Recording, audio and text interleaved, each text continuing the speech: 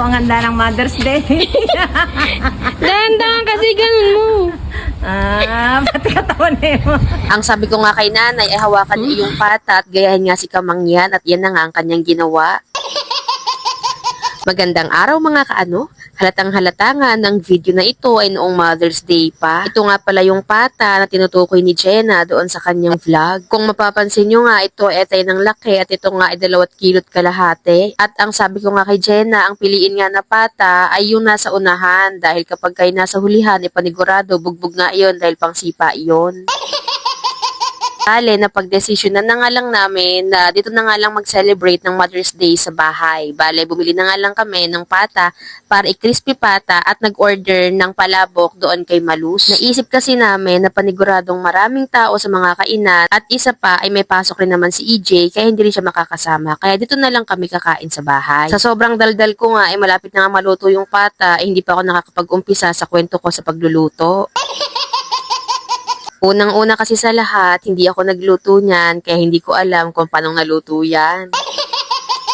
Bale, nung pagka-uwi nga ni Jenna, ay inilaga na nga yan ni Mother doon sa labas. Pero pinutol nga yung bandang kuko kasi nga sobrang laki, hindi siya magkasya doon sa may lagaan namin.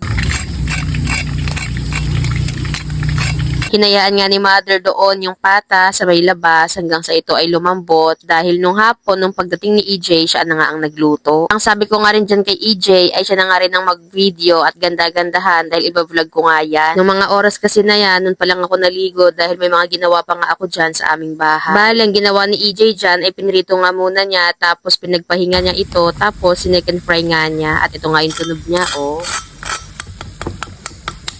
At ayan na, nakaluto na po tayo. Ay, si EJ pala. Go! Ito na po ang crispy pata natin kaninang inilaga. Luto Ate Kim. na. Wow!